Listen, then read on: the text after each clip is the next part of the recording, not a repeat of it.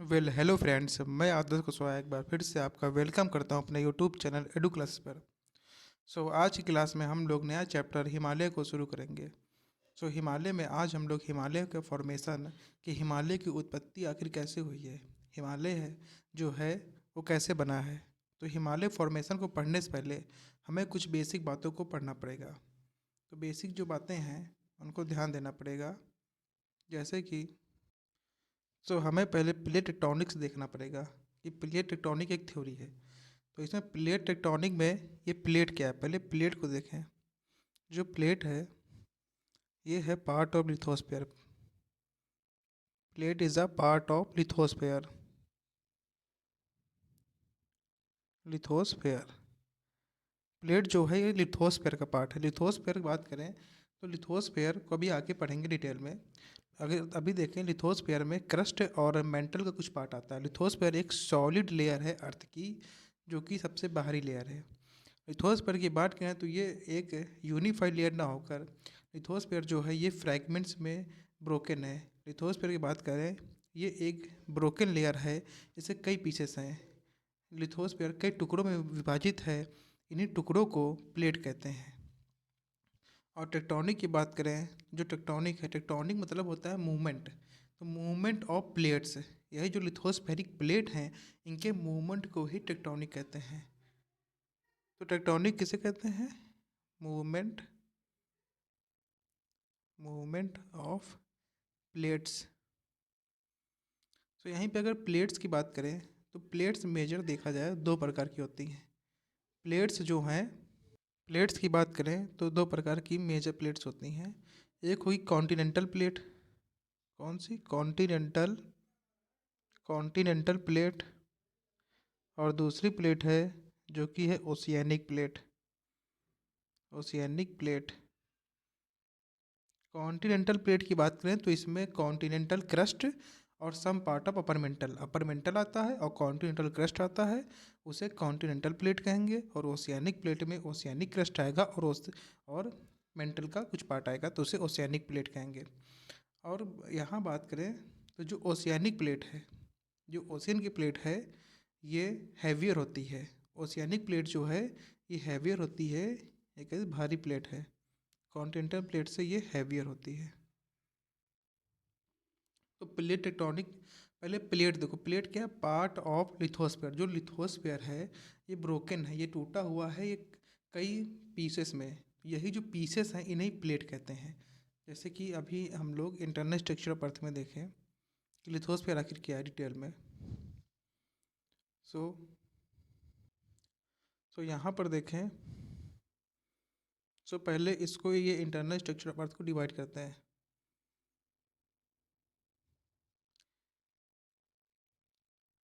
ये है core, mental mental और सबसे ऊपर क्रस्ट। क्रस्ट यही मेंटल में ही देखें तो एक लेयर सेमी सॉलिड एक लेयर है। सेमी सॉलिड लेयर जो ये है मेंटल में ही है, इसे कहते हैं एस्थेनोस्फेयर। एस्थेनोस एस्थेनोस्फेयर। जो ये एस्थेनोस्फेयर है ये सेमी सॉलिड लेयर है। कैसी? Semi solid. Semi solid semi solid मतलब यहाँ क्या? सेमी सॉलिड मतलब कि इस लेयर में मैग्मा है। ये लेयर जो है मैग्मा से भरी हुई है। मैग्मा मतलब कि मॉल्टन रॉक्स, ऐसी चट्टानें जो पिघली हुई हैं। मॉल्टन रॉक्स मैग्मा से बनी है ये लेयर, इसे कहते हैं एस्थनोस्फेयर। ठीक है। यहाँ पे अगर देखें लिथोस्फेयर अब कहाँ पे आएगा, तो लिथोस्फेयर देखें जो क्रस्ट है, क्रस्ट से 100 किलोमीटर डेप्थ तक, अगर क्रस्ट से नीचे 100 किलोमीटर डेप्थ तक आएंगे, कितनी? 100 किलोमीटर तक। तो सरफेस से 100 किलोमीटर डेप्थ तक जो लेयर आती है उसे लिथोस्फेयर कहते हैं। और लिथोस्फेयर जो है ये जस्ट एस्थेनोस्फेयर के ऊपर होगी। तो ये कौन सी लेयर है? ये है लिथोस्फेयर। लिथोस्फेयर में देखो क्रस्ट है और मेंटल का, देखो मेंटल में ही एस्थेनोस्फेयर है। मेंटल क्रस्ट के नीचे से स्टार्ट हो गया है। मेंटल जो है वो क्रस्ट के नीचे से है क्रस्ट के बिलो का मेंटल है, और ये एस्थनोस्फेयर के ऊपर ये जो मैं अब जो ड्रा कर रहा हूँ ग्रीन कलर से, ये है upper mantle, UM, upper mantle. जो अपर मेंटल है ये एस्थनोस्फेयर के ऊपर है, मेंटल में एस्थनोस्फेयर है, अपर मेंटल भी मेंटल का ही पार्ट है। अगर लिथोस्फेयर की बात करें तो यहाँ पर देखिए जो लिथोस्फेयर है,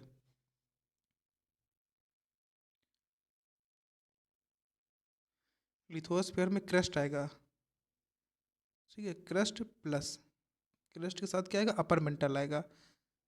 वो मेंटल का पार्ट जो एस्थनोस्फेयर के ऊपर स्थित है, एस्ट्रोनोस्फेयर के एबो में जो ऊपर में जो मेंटल का पार्ट है उसे कहते हैं अपर मेंटल। तो लिथोस्फेयर देखें यहाँ से तो ये कैसा सॉलिड सॉलिड लेयर है अर्थ की, जो कि क्रस्ट और अपर मेंटल से मिलकर बनी है लिथोस्फेयर, जो कि एस्थनोस्फेयर के ऊपर है। और लिथोस्फेयर की बात करें तो ये एस्थनोस्फेयर के ऊपर फ्लोट करता है, मतलब कि तैरता है, क्योंकि जो लिथोस्फेयर की डेंसिटी है, जो डेंसिटी है इसकी लिथोस्फेयर की, वो कम है एस्थनोस्फेयर से। एस्थनोस्फेयर से लिथोस्फेयर की डेंसिटी कम है, जो लिथोस्फेयर की डेंसिटी एस्थनोस्फेयर से कम है, इसलिए लिथोस्फेयर जो है एस्थनोस्फेयर के ऊपर फ्लोट करता है, तैरता है। एस्थनोस्फेयर सेमी सॉलिड लेयर है और लिथोस्फेयर एक सॉलिड लेयर है। तो यहाँ पे लिथोस्फेयर जान गए हैं क्या है, लिथोस्फेयर क्या है। लिथोस्फेयर क्रस्ट और अपर मेंटल की एक लेयर है, जो कि सतह से 100 किलोमीटर गहराई तक की है। इसकी जो डेप्थ है सरफेस से 100 किलोमीटर तक है। इसी लेयर को लिथोस्फेयर कहते हैं। क्या कहते हैं, लिथोस्फेयर। और जो लिथोस्फेयर है,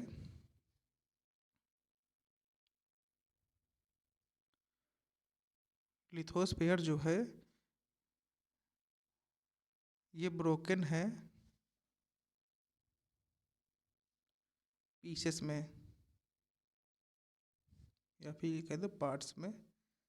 जो लिथोस्फेयर है कई टुकड़ों में टूटी हुई है। लिथोस्फेयर जो है ये कई पीसेस में ब्रोकन है, और इन्हीं पीसेस को क्या कहते हैं, प्लेट कहते हैं, प्लेट कहते हैं। तो यहाँ पे देखें अगर, तो यहाँ एक बार अर्थ का स्ट्रक्चर देख लेते हैं। तो यहाँ पर देखिए, यहाँ क्रस्ट और 100 किलोमीटर डेप्थ तक की अपर मेंटल ये जो लेयर आती है लिथोस्फेयर है। क्रस्ट और मेंटल, क्रस्ट और अपर मेंटल, यूएम, ये है लिथोस्फेयर। लिथोस्फेयर के जस्ट नीचे कौन सी लेयर है, एस्थनोस्फेयर, जो कि सेमी सॉलिड है। एस्थनोस्फेयर की डेंसिटी लिथोस्फेयर से ज़्यादा है, इसलिए लिथोस्फेयर जो है एस्थनोस्फेयर के ऊपर फ्लोट करता है। ठीक है, एस्थनोस्फेयर सेमी सॉलिड लेयर है। अब यहाँ देखें, ये है प्लेट्स। ये लिथोस्फेयर कई टुकड़ों में टूटी हुई हैं। लिथोस्फेयर जो है ये ब्रोकन है कई पीसेस में, इन्हीं पीसेस को प्लेट्स कहते हैं। देखिए जैसे कि ये प्लेट्स हैं बहुत सारी, जैसे कि अफ्रीकन प्लेट हो गई, ठीक, ये नॉर्थ अमेरिकन प्लेट है, ये साउथ अमेरिकन प्लेट है, ये नाजका प्लेट है, ये कोकोस प्लेट है, Pacific plate, Antarctica plate, Indian plate, Australian plate, Eurasian plate, ये कई सारी प्लेट्स हैं। सो तो ये हो गई प्लेट की बात कर ली। अब टेक्टोनिक्स क्या होता है, टेक्टोनिक होता है मूवमेंट ऑफ प्लेट। इन्हीं प्लेट्स के मूवमेंट को टेक्टोनिक कहते हैं। यही जो प्लेट्स हैं ये मूव करेंगी, इनको ही टेक्टोनिक कहते हैं। सो टेक्टोनिक बात करें मूवमेंट, मूवमेंट को समझने से पहले हमें समझना होगा कि ये कन्वेक्शन सेल क्या है। कन्वेक्शन सेल क्या है इसको समझना पड़ेगा, तो इससे पहले हमें डायग्राम बनाना पड़ेगा। सो यहाँ पर देखिए, जी ये ऊपर लेयर है, ये है लिथोस्फेयर, जो अभी हम लोग ने पढ़ा लिथोस्फेयर। उसके जस्ट नीचे मेंटल है, मेंटल और फिर कोर। बात करें जो मैग्मा, मैग्मा कहाँ मिलता है, मैग्मा मिलता है कोर, आउटर कोर और मेंटल की बाउंड्री पर, या फिर एस्ट्रोनोस्फेयर में।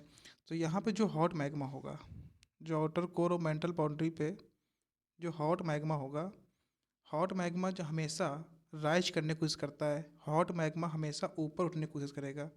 तो यहाँ पर जो हॉट मैग्मा होगा वो हमेशा ऊपर उठने की कोशिश करेगा। तो ये हॉट मैग्मा है, ये हमेशा ऊर जाएगा। हॉट मैग्मा ऊपर क्यों उठने की कोशिश करेगा? क्योंकि ये हॉट मैग्मा जो है इसके अंदर हीट एनर्जी है। जो हीट एनर्जी होती है, हीट एनर्जी होने की वजह से इसके अंदर जो एनर्जी है इसकी वजह से होने हीट एनर्जी होने की वजह से जो इसके मॉलिक्यूल्स होंगे एक्सपैंड करेंगे। तो जो हॉट मैग्मा है इसके मॉलिक्यूल्स एक्सपैंड करेंगे और एक्सपेंशन की वजह से ये हमेशा ऊपर राइज करने की कोशिश करेगा। तो जो हॉट मैग्मा हमेशा ऊपर उठने की कोशिश क्यों करता है? क्योंकि इसके अंदर हीट एनर्जी है। हीट एनर्जी होने की वजह से इसके मॉलिक्यूल्स एक्सपैंड करते हैं। एक्सपैंड करने की वजह से जो इसका वेट होता है और जो इसकी डेंसिटी कम जाता है। डेंसिटी इसकी क्या है? तो हॉट मैग्मा की डेंसिटी कम होगी, डिक्रीज करेगी। और डेंसिटी रिड्यूस होने की वजह से जो इसका वेट होगा या फिर जो हॉट मैग्मा वो लाइट हो जाएगा, हल्का हो जाएगा। हल्का होने की वजह से ये हमेशा ऊपर उठने की कोशिश करेगा। तो जो हॉट मैग्मा है ये राइज करने की कोशिश करेगा।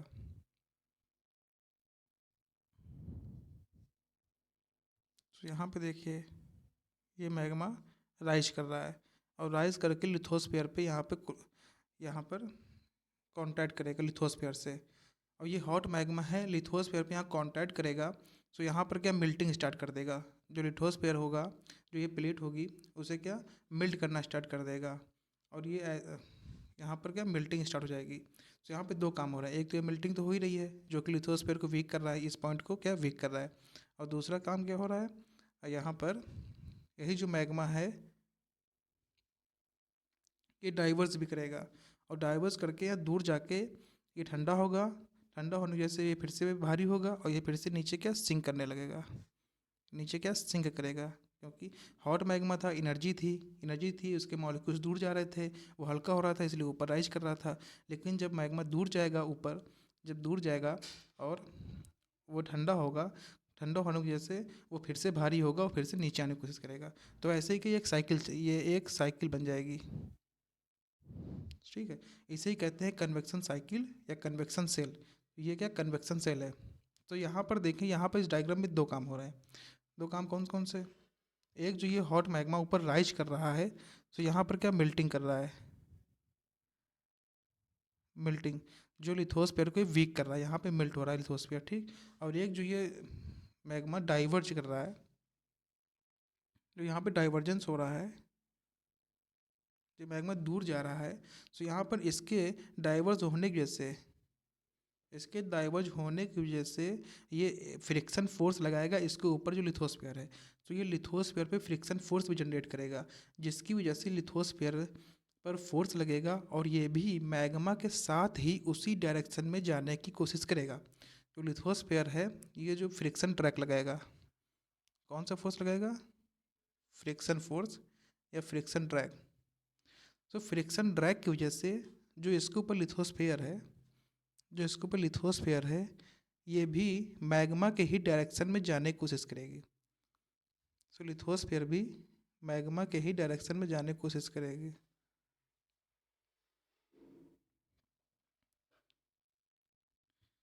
सो यहाँ पे ठीक है, तो इससे क्या होगा, एक टाइम आएगा, ये फिर से डायग्राम बना के देखते हैं। सो यहाँ पर देखें, तो यहाँ पर क्या फ्रिक्शनल ट्रैक काम कर रहा है। तो ये डाइवर्ज करने, जहाँ पर जिस जिस डायरेक्शन में मैग्मा जा रहा उसी डायरेक्शन में लिथोस्फीयर को ले जाने की कोशिश करेगा मैग्मा। ठीक, और यहाँ पर क्या मेल्टिंग हो रही, यहाँ कंटिन्यूस मेल्टिंग होती रहेगी, जब तक होती रहेगी जब तक कि ये यहाँ पर एक क्रैक ना आ जाए, जब तक ये ब्रेक नहीं हो जाएगा, जब तक फॉल्ट नहीं हो जाएगा इस लिथोस्फीयर, तब तक ये मेल्टिंग होती रहेगी। और जब फॉल्ट हो जाएगा तो यही जो मैग्मा है ये बाहर निकल आएगा, लिथोस्फीयर के बाहर आ जाएगा और वोल्केनिक लैंडफॉर्म बना लेगा। ठीक है, और जब ये बाहर आएगा तो यहाँ पर देखिए जो प्लेट है, जो लिथोस्फीयर है ये क्या ब्रेक हो गई है और यहाँ ब्रेक हो गई और ये फ्रिक्शनल ट्रैक तो चल ही रहा है, जो टेंसाइल फोर्स लगा रहा है। ये कौन सा फोर्स लगा रहा है? Tensile force. तो यहाँ पे जो कन्वेक्शन सेल, ये कौन सेल है? ये कन्वेक्शन सेल, कन्वेक्शन सेल। सो कन्वेक्शन सेल की वजह से क्या क्या हो रहा है, एक सौ लिथोस्फीयर की मेल्टिंग हो रही है जिसकी वजह से फ्यूचर में क्रैक डेवलप होगा और मैग्मा बाहर आ जाएगा। और दूसरा काम हो रहा है कि ये फ्रिक्शनल ड्रैग की वजह से जिस डायरेक्शन में मैग्मा जा रहा उसी डायरेक्शन में लिथोस्फीयर को भी ले जाएगा। सो यहाँ पे देखें लिथोस्फीयर जो है ये मूव कर रहा है, यहाँ पे मूवमेंट हो रहा है ना लिथोस्फीयर का। इसी को कहते हैं tectonic movement of the plate. तो यहाँ पे देखो लिथोस्फीयर जो कि कई प्लेट्स में डिवाइड है, कई प्लेट्स में टूटा हुआ है। यही प्लेट्स जो हैं इनका मूवमेंट हो रहा है टेंसाइल फोर्स वजह से। सो कन्वेक्शनल सेल है जिसकी वजह से क्या है, कन्वेक्शनल सेल रिस्पॉन्सिबल है किसके लिए, responsible for the movement of plates, और भी बेटर से लिथोस्फेरिक प्लेट। ठीक है। तो यहाँ इस डायग्राम में देखें, तो यहाँ पे देखें, ये देखिए मैग्मा ऊपर राइज कर रहा है क्योंकि हॉट मैग्मा है, राइज करेगा फिर डाइवर्स करेगा, ये मैग्मा डाइवर्ज करेगा। इसकी डाइवर्जेंस की वजह से इसके ऊपर जो लिथोस्फीयर है जो कि प्लेट है उस पर फ्रिक्शनल फोर्स लगेगा, और उस फ्रिक्शनल ड्रैग की वजह से ये जो लिथोस्फीयर होगा ये भी मैग्मा के ही डायरेक्शन में खींचेगा। तो यहाँ टेंसाइल फोर्स इसकी वजह से लिथोस्फीयर में क्या मूवमेंट आ जाएगी। तो ऐसे ही जो मूवमेंट आती है, ऐसे ही जो लिथोस्फीयर होता है ये मूव करते हैं, जो प्लेट से मूव करती हैं। तो ऐसे हम लोग कह सकते हैं जो हमारे कॉन्टिनेंट्स हैं और जो ओशियानिक क्रस्ट हैं ये क्या इनमें मूवमेंट हो रही है, ये क्या मूव कर रहे हैं। ठीक है। सो कन्वेक्शनल सेल जो है रिस्पॉन्सिबल है किसके लिए, मूवमेंट ऑफ प्लेट्स। प्लेट्स क्या है, प्लेट्स लिथोस्फीयर का एक पार्ट है लिथोस्फीयर का एक पार्ट है। ठीक है, प्लेट्स। अब यहाँ पे मूवमेंट हमने लोगों ने देखा था। ठीक। सो अब देखते हैं कि इस मूवमेंट की वजह से हिमालय का फॉर्मेशन कैसे हुआ। अब तो जान गए ना, मूवमेंट कन्वेक्शनल सेल की वजह से ही प्लेट्स का मूवमेंट होता है, लिथोस्फेरिक प्लेट का मूवमेंट होता है। तो इस मूवमेंट की वजह से हिमालय का फॉर्मेशन कैसे हुआ। सो इसको देखने के पहले हमें जानना होगा 300 million years ago, 300 million years ago पहले जो अर्थ था, जो अर्थ का मैप था वो कुछ ऐसा था।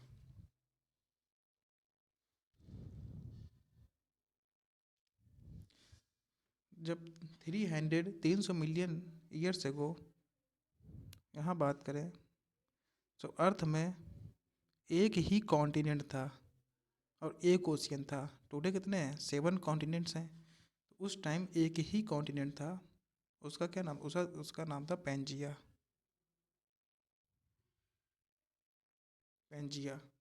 एक ही कॉन्टिनेंट था 300 million years ago, Carboniferous period का टाइम है।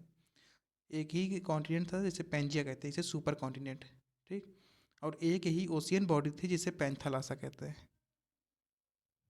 पैंथालासा जर्मन वर्ड है ये, अल्फ्रेड वागनर ने दिए थे। सो पेंजिया और पैंथालासा, पेंजिया जो है सुपर कॉन्टिनेंट है, एक ही कॉन्टिनेंट था, सभी लैंड मास एक जगह ही कलेक्ट थे क्योंकि मूवमेंट हो रहा था ना, प्लेट्स का मूवमेंट होता है। और एक पैंथालासा एक ही सुपर ओशियन था। ठीक है। सो फिर 250 मिलियन ईयर्स को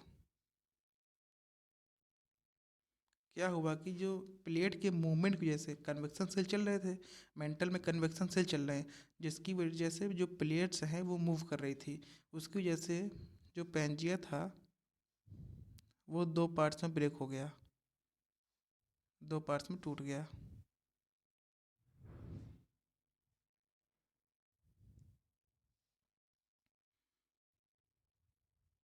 जो नॉर्थ में पार्ट गया उसे कहते हैं लॉरेशिया, उसे लॉरेशिया कहा गया। और जो साउथ में पार्ट गया उसे गोंडवाना लैंड कहा गया, गोंडवाना लैंड। जो नॉर्थ में पार्ट गया उसे लॉरेशिया कहा गया, और जो साउथ में पार्ट गया उसे गोंडवाना लैंड। ठीक। और इनके बीच में एक वाटर बॉडी का फॉर्मेशन हुआ, लॉरेशिया और गोंडवाना लैंड के बीच में एक वाटर बॉडी का फॉर्मेशन हुआ। उस वाटर बॉडी को कहते हैं तेथिस सी, तेथिस सी। सो प्लेट के मूवमेंट जैसे पेंजिया क्या है, एक सुपर कॉन्टिनेंट था, कॉन्टिनेंट की बात करें तो क्रस्ट क्रस्ट और अपर मेंटल ही लिथोस्फेयर था। लिथोस्फेयर जो है, लिथोस्फेयर के फ्रैगमेंट्स को प्लेट्स कहते हैं। तो यहाँ पर प्लेट के मूवमेंट की वजह से ही जो पैंजिया था वो दो पार्ट्स में डिवाइड हो गया, लॉरेशिया और गोंडवाना लैंड। जो लॉरेशिया है वो नॉर्थ में और गोंडवाना लैंड साउथ में। तो यहाँ लॉरेशिया की अगर बात करें,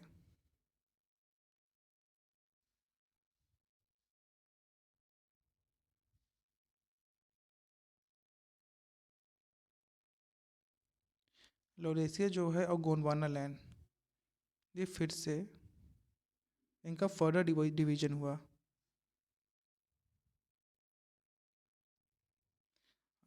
और जो लॉरेशिया जो हुआ, ये फिर से डिवाइड होकर, ये फिर से डिवाइड हुआ किसमें, नॉर्थ अमेरिका, इससे नॉर्थ अमेरिका बना। नॉर्थ अमेरिका, यूरेशिया, यूरेशिया मतलब कि यूरोप और एशिया, यूरोप और एशिया मतलब यूरेशिया। और ग्रीनलैंड, यहीं पे क्या, ग्रीनलैंड, ठीक। और कई आइलैंड्स बने। तो और गोंडवाना लैंड की बात करें तो गोंडवाना लैंड में साउथ अमेरिका, ऐसे साउथ अमेरिका, ठीक, अफ्रीका, अफ्रीका गोंडवाना लैंड का ही पार्ट बना, गोंडवाना लैंड का ही पार्ट था। जो गोंडवाना लैंड डिवाइड हुआ साउथ अमेरिका में, अफ्रीका में, इंडिया, इंडिया गोंडवाना लैंड का ही पार्ट था, ऑस्ट्रेलिया और अंटार्कटिका।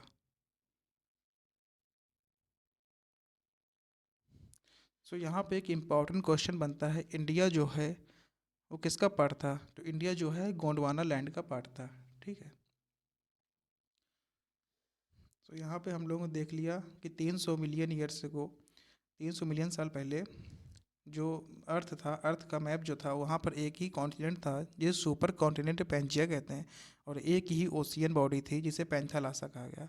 फिर 250 मिलियन ईयर्स को बात करें, जो पेंजिया था वो दो पार्ट में डिवाइड हो गया, लॉरेशिया और गोंडवाना लैंड, और उनके बीच में एक वाटर बॉडी का डेवलपमेंट हुआ जिसे कहते हैं तेथिस सी, ठीक। ये एक जियो सिंक्लाइनल सी है।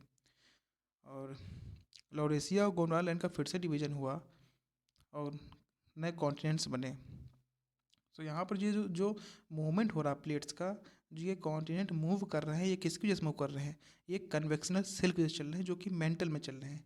जो हॉट मैग्मा होता है ऊपर राइज करता है और फिर डाइवर्स करते हैं मैग्मा, तो उसकी वजह से क्या, ये प्लेट्स का क्या मूवमेंट होता है, ठीक। अब नेक्स्ट देखते हैं। तो यहीं पे देखें, फिर क्या, ये गोंडवाना लैंड की, अब हम यहाँ पे गोंडवाना लैंड को ड्रा कर रहे हैं। सो यहाँ पर देखें, यहाँ पर ये है यूरेशिया, ठीक है, जो कि लॉरेशिया का पार्ट था, ठीक। ये तेथिस सी, और गोंडवाना लैंड जो फर्दर डिवाइड हुआ था, सो यहाँ पर ये जो डिवाइड साउथ अमेरिका अफ्रीका में डिवाइड हुआ था, साउथ अमेरिका अफ्रीका, ये जो है इंडिया, ऑस्ट्रेलिया और इधर अंटार्कटिका, ठीक। तो यहाँ पे जो इंडिया है, अब क्या हुआ, हाँ, ये जो इंडिया है, यहाँ अब क्या हुआ कि इंडिया का मूवमेंट कन्वेक्शनल सेल की वजह से इंडिया का मूवमेंट नॉर्थवर्ड होने लगा, ठीक। इंडिया जो है अब यूरेशिया की तरफ बढ़ने लगा, इंडिया का मूवमेंट किधर, नॉर्थवर्ड होने लगा, और बीच में क्या, तेथिस सी। तो इंडिया का मूवमेंट नॉर्थ में होगा यूरेशिया की तरफ। तो अब आगे देखते हैं। तो यहाँ पे देखिए, ये लॉरेशिया है जिसमें ये यूरेशिया और नॉर्थ अमेरिका, और यहाँ पर ये इंडिया जो है, इसका मूवमेंट किधर होगा, इसका मूवमेंट होगा यूरेशिया की तरफ। इंडिया की जो मूवमेंट है ये अब यूरेशिया की तरफ होगा, इंडिया का मूवमेंट यूरेशिया की तरफ होगा, और बीच में क्या, 33 है। तो ये देखिए इंडिया का मूवमेंट किधर हो रहा है, यूरेशिया की तरफ हो रहा है, यूरेशिया या एशिया की तरफ हो रहा है, इंडिया मूवमेंट एशिया की तरफ हो रहा है। अब इसको देखते हैं यहाँ पर। अब इसको क्रॉस सेक्शनल व्यू में देखते हैं।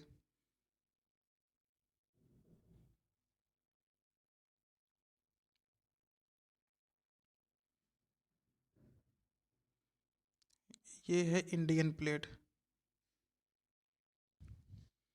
ये हो गई इंडियन प्लेट। और इधर क्या था, यूरेशिया या फिर एशिया कह लो, एशिया। ये प्लेट्स हैं, ये क्रस्ट और अपर मेंटल का पार्ट है। इसके नीचे क्या है, लिथोस्फेयर। इसके लिथोस्फेयर के नीचे क्या होता है, एस्थेनोस्फेयर। यहाँ पे क्या एस्थेनोस्फेयर है, एस्थेनोस्फेयर पे ही लिथोस्फेयर क्या करता है, फ्लोट करता है। तो ये जो इंडिया और एशिया है किसके फ्लोट कर रही है, एस्थेनोस्फेयर को फ्लोट कर रही है। यहाँ पे क्या, यहाँ पे मॉल्टन मैग्मा है, ये मैग्मा चैम्बर है, यहाँ पर मैग्मा है, ठीक। एस्थेनोस्फेयर की डेंसिटी लिथोस्फेयर से ज़्यादा होती है, इसलिए जो लिथोस्फेयर है वो एस्थेनोस्फेयर पर फ्लोट करता है, तैरता है। तो अब यहाँ पे क्या होगा, जैसा कि हम लोग जानते हैं इंडिया का मूवमेंट किसकी तरफ हो रहा था, इंडिया का मूवमेंट एशिया की तरफ हो रहा, किस लिए, क्योंकि यहाँ पे एक कन्वेक्शनल सेल चल रहा है। यहाँ मैग्मा जो है फ्रिक्शनल ट्रैक लगा रहा है, जिसकी वजह से वो एशिया, सॉरी, मैग्मा जो है वो कन्वेक्शनल ट्रैक लगा रहा है, फ्रिक्शनल ट्रैक लगा रहा है, जिसकी वजह से इंडिया की जो प्लेट है वो किसकी तरफ जा रही है, एशिया की तरफ जा रही है। सो इंडिया की जो प्लेट है वो किधर, इसका मूवमेंट एशिया की तरफ हो रहा है।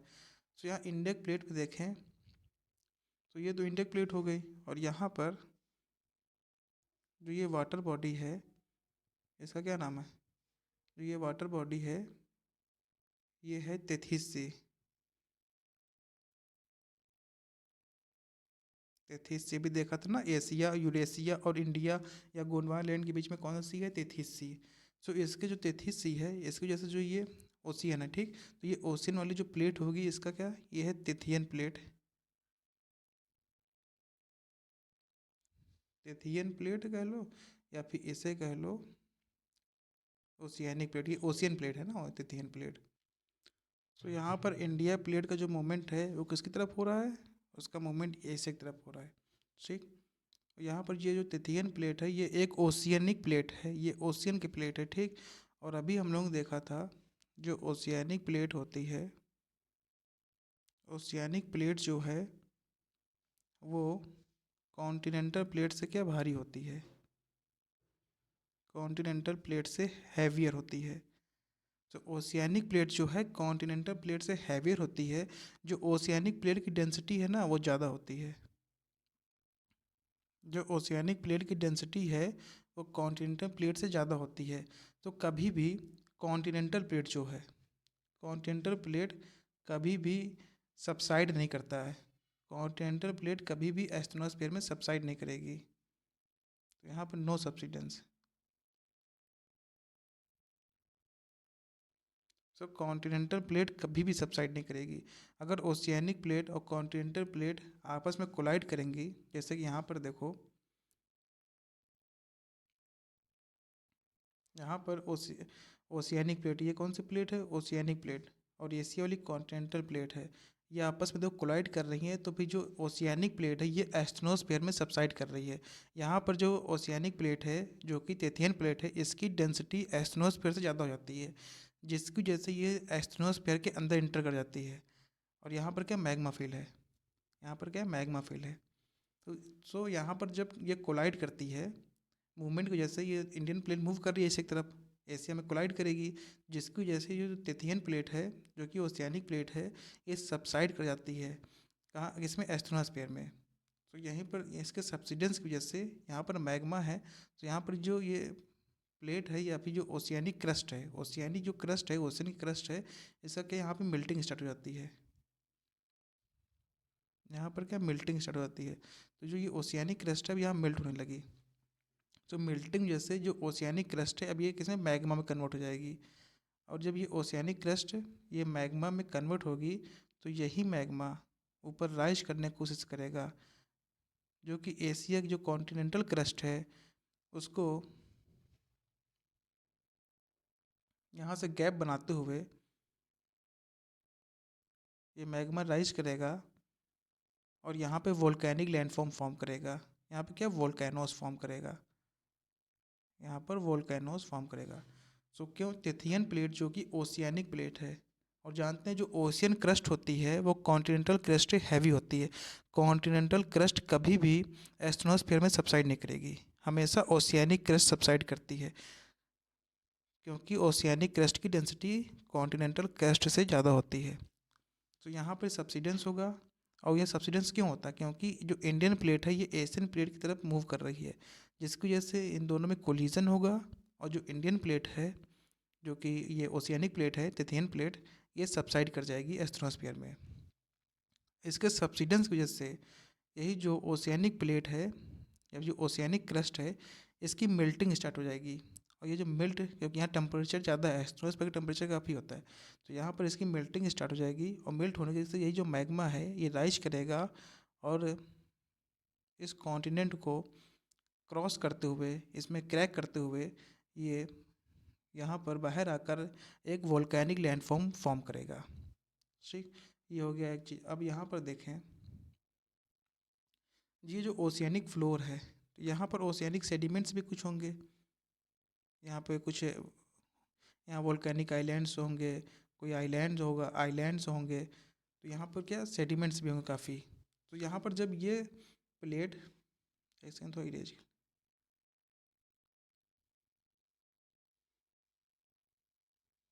जब ये ओशियानिक क्रस्ट जो कि तटीयन प्लेट है ये सबसाइड कर रही है, तो यहाँ पर क्या स्क्रैपिंग होगी, जिसके जो जितने भी सेडिमेंट्स हैं, यहाँ पर जितने भी सेडिमेंट्स होंगे वो यहाँ पर कलेक्ट हो जाएंगे, क्योंकि ये प्लेट्स नीचे जा रही है। और इसमें यहाँ पर ये फिर क्या करेंगे, ये सेडिमेंट्स कलेक्ट हो जाएंगे और यही सेडिमेंट्स कलेक्ट होकर अपलिफ्ट हो जाएंगे और एक माउंटेन की तरह माउंटेन का स्ट्रक्चर फॉर्म कर लेंगे। इस सेडिमेंट्स को ही एक्रीशनरी प्रिज्म कहते हैं। तो उतना डिटेल में नहीं जानना है, सिर्फ यहाँ ये समझना है, जो ये ओशियन फ्लोर में जो सेडिमेंट्स हैं, ये जब कोलिजन होता है तो इसकी वजह से यहाँ पे स्टोर हो जाते हैं, इकट्ठा हो जाते हैं और ये क्या अपलिफ्ट करने लगते हैं ऊपर की ओर, अपलिफ्टमेंट इसका हो जाता है, जिसकी वजह से ये माउंटेन लाइक स्ट्रक्चर फॉर्म करते हैं। ठीक, तो यहाँ पर ये सेडिमेंट्स अपलिफ्ट हो गए और माउंटेन लाइक स्ट्रक्चर फॉर्म किया है। तो यहाँ पर देखें, जो ये वोल्केनिक लैंड फॉर्म बना था, वोल्केनिक लैंडफॉर्म जो बना था, और ये जो सेडिमेंट्स हैं, जैसे कि यहाँ पे देखें,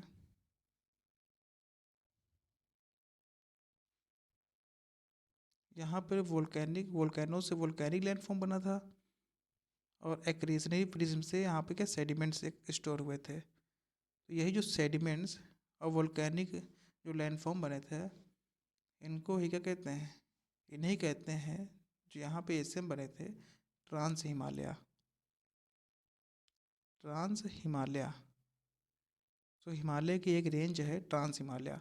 तो ट्रांस हिमालय जो फॉर्मेशन कैसे हुआ, ट्रांस हिमालय फॉर्मेशन ऐसे हुआ, जो इंडियन प्लेट थी, यहाँ पे ओशियानिक प्लेट थी, ये वाली, ये सबसाइड कर रही थी, इसका मेल्टिंग हो रहा था, मेल्टिंग होने की वजह से यहाँ पे वोल्केनिज्म हुआ और वोल्केनिक लैंडफॉर्म बने। फिर उसकी वजह से यहाँ पर स्क्रैपिंग हुई, स्क्रैपिंग होने की वजह से जो यहाँ पे सेडिमेंट्स थे ओशियन फ्लोर के, ये ऊपर अपलिफ्ट हो गए और माउंटेन लाइक स्ट्रक्चर फॉर्म कर लिया। तो इस माउंटेन को ट्रांस हिमालय कहा गया। तो क्वेश्चन ये बनता है कि हिमालय के किस रेंज से वुल्केनिज्म या ज्वालामुखी के सबूत मिलते हैं? तो किससे? ट्रांस हिमालय से। ठीक, अब आगे देखते हैं। तो यहाँ पे ट्रांस हिमालय देखा, ट्रांस हिमालय फॉर्मेशन ऐसे हुआ। और अब देखेंगे कि आगे के माउंटेन रेंज कैसे बने। तो यही जो इंडियन प्लेट है, इसका मूवमेंट ऐसे ही होता जाएगा। जो ओशियानिक प्लेट है ये सबसाइड करती जाएगी और इसकी मेल्टिंग, कंटिन्यूस मेल्टिंग होता रहेगा, कंटिन्यूस मेल्टिंग, ऐसे कंटिन्यूस मेल्टिंग होती रहेगी। और एक टाइम आएगा जो ये ओशियानिक, पूरी ओशियन की जो तिथियन प्लेट है, ये क्या, ये डिसअपियर हो जाएगी, ख़त्म हो जाएगी, डिस्ट्रॉय हो जाएगी। और ये क्या है, एशिया है। ये इंडियन प्लेट का ऐसे मूवमेंट होता रहेगा और ये एक टाइम आएगा जो ये पूरी प्लेट है, जो ये प्लेट है, तिथियन प्लेट है, ओशियानिक प्लेट है, एक टाइम आएगा ये पूरी अंदर सबसाइड कर जाएगी और ये मेल्ट हो जाएगी। ठीक है, और जब ये मेल्ट हो जाएगी, मेल्ट हो रही यहाँ पर, जो यहाँ पर फिर अब यहाँ पर जो सेडिमेंट्स थे, 33C के जो 33C के सेडिमेंट्स थे वो स्टोर होते रहेंगे, होते हैं, स्टोर होते रहते हैं। 33C के सेडिमेंट्स स्टोर रहते हैं। अब देखते हैं एक बार,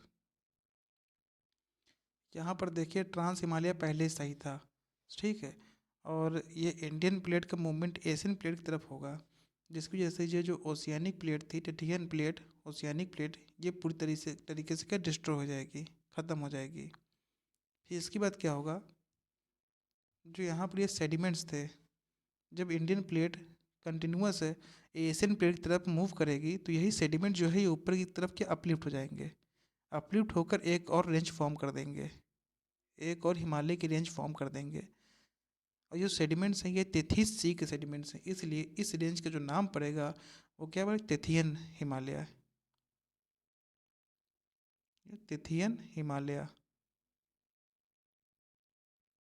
सो ट्रांस हिमालय फॉर्मेशन कैसे हुआ, जो ओशियानिक प्लेट तिथियन प्लेट थी वो सबसाइड हुई, उसका मेल्टिंग हुआ और जो मैग्मा से वोल्केनिज्म हुआ, तो उससे ट्रांस हिमालय फॉर्मेशन हुआ।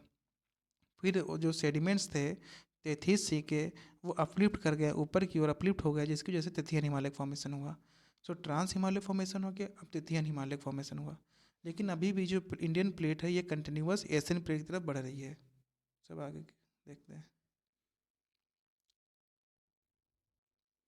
तो यहाँ पर देखें, ये है ट्रांस हिमालय और ये है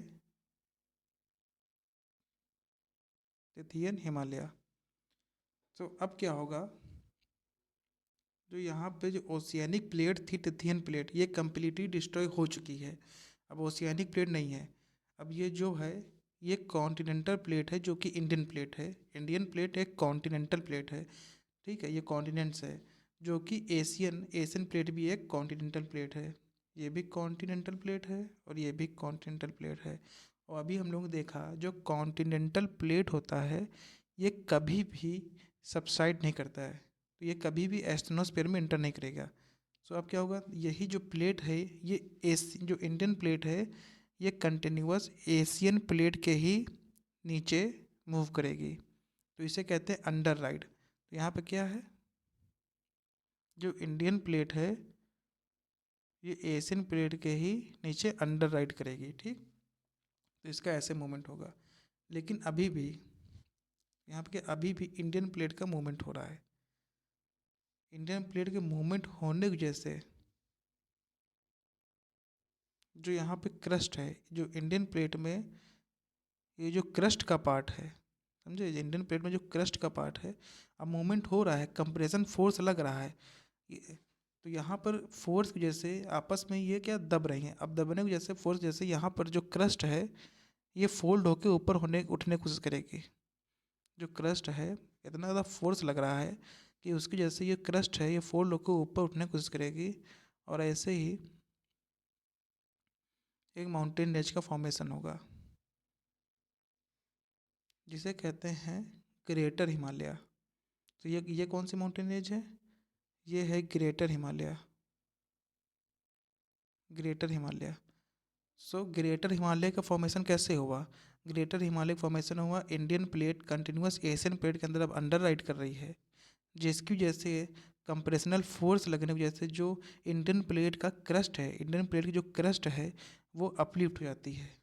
जो इंडियन प्लेट की क्रस्ट है उसकी अपलिफ्टमेंट की वजह से ग्रेटर हिमालय का फॉर्मेशन होता है, ठीक, और ऐसे ही ये अपलिफ्टमेंट कंटिन्यूस रहता है, और इसी इसी अपलिफ्टमेंट की वजह से ही मिडिल हिमालय का भी फॉर्मेशन होता है।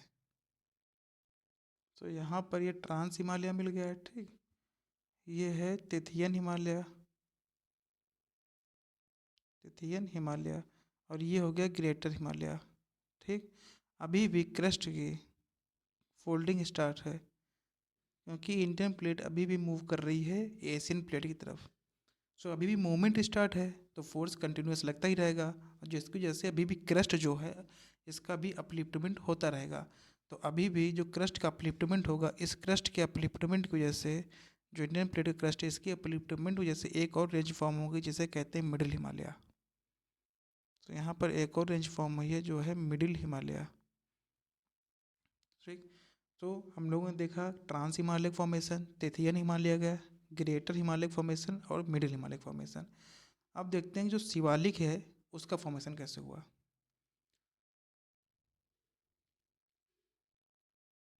तो उससे पहले एक चीज़ समझनी पड़ेगी। देखो जैसे कि ये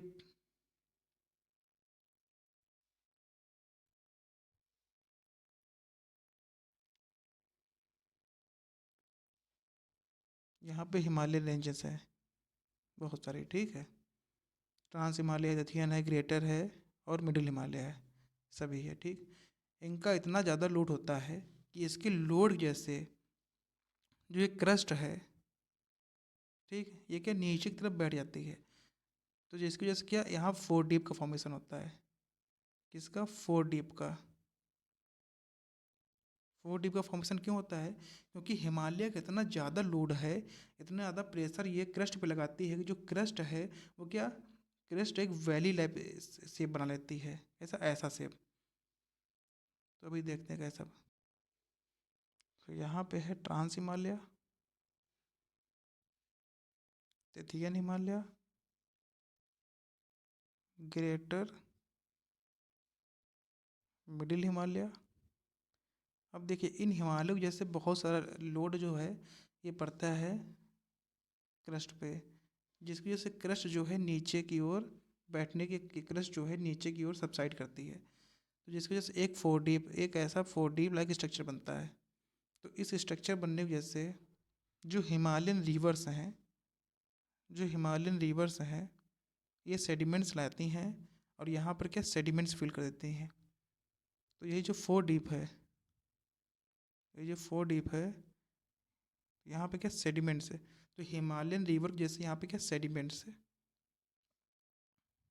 तो क्या रिवर सेडिमेंट्स। इस फोर डीप में क्या फिल किया, रिवर सेडिमेंट्स फिल है, किसकी वजह से, हिमालयन रिवर की से। तो अभी भी देखो यहाँ पर क्या है, अब यहाँ पर क्या होगा, यहाँ पर अभी भी जो इंडियन प्लेट है ये कंटिन्यूअस जो है एशियन प्लेट की ओर बढ़ रही है, जिसकी वजह से अभी फोल्डिंग स्टार्ट है, मतलब कि अभी भी जो है अपलिफ्टमेंट होगा, अपलिफ्टमेंट स्टार्ट सेडिमेंट्स का। तो अब किस,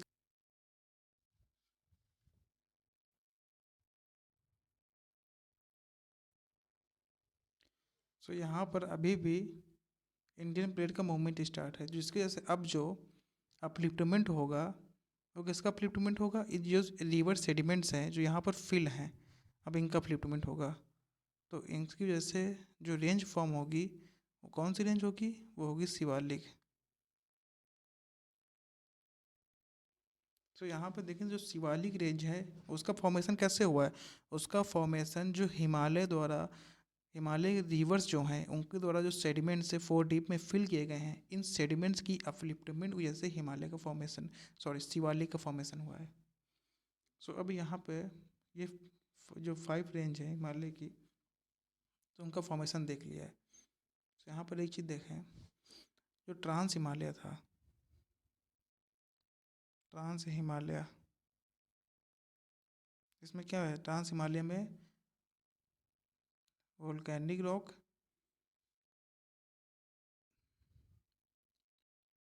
वोल्केनिक रॉक्स मिलते हैं, ठीक। तो वोल्केनिक रॉक्स रॉक्स किसमें मिलते हैं, ट्रांस हिमालय में। तो ट्रांस हिमालय में वोल्केनिक रॉक्स मिलते हैं। तेथियन हिमालय जो है,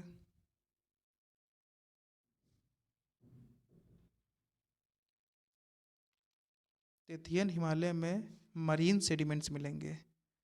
मरीन सेडिमेंट्स क्यों मिलेंगे, क्योंकि ये ओशियानिक सेडिमेंट्स की अपलिफ्टमेंट की वजह से ही तेथियन हिमालय फॉर्मेशन होता है। तो ये इंपॉर्टेंट क्वेश्चंस हैं कि वोल्केनिक जो रॉक्स है इसका एविडेंस कहाँ मिलता है, ट्रांस हिमालय में। जो मरीन सेडिमेंट्स हैं, मतलब कि जो मरीन सेडिमेंट्स, क्यों, क्योंकि जो तेथियन हिमालय इसका फॉर्मेशन कैसे हुआ है, ओशियानिक जो ओशियानिक सेडिमेंट्स है इनसे हुआ है, इसलिए मरीन सेडिमेंट्स कहाँ मिलेंगे, तेथियन हिमालय में, ठीक। और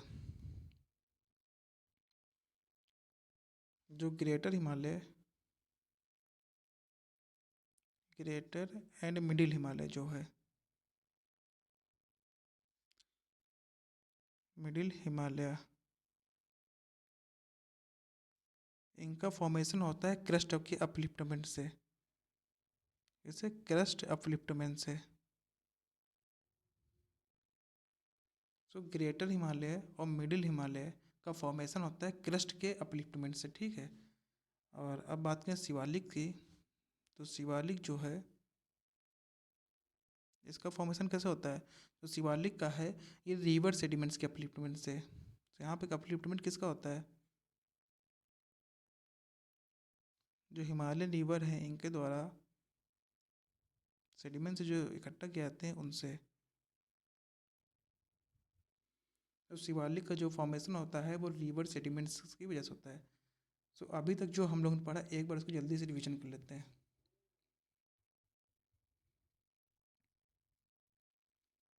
सो पहले हम लोगों ने देखा था प्लेट्स क्या हैं। प्लेट्स जो हैं वो लिथोस्फीयर का एक हिस्सा है। लिथोस्फीयर जो है वो कई हिस्सों में टूटी हुई है, तो इसलिए इन्हीं हिस्सों को, इन्हीं पार्ट्स को, लिथोस्फीयर के इन्हीं पीसेस को प्लेट्स कहते हैं। अब लिथोस्फीयर क्या है, जो लिथोस्फीयर है ये किससे मिलके बना है, ये क्रस्ट और अपर मेंटल से मिलके बना है जो कि सॉलिड है, ठीक। लिथोस्फीयर जो है वो एस्ट्रोनोस्फीयर के ऊपर फ्लोट करता है, ठीक।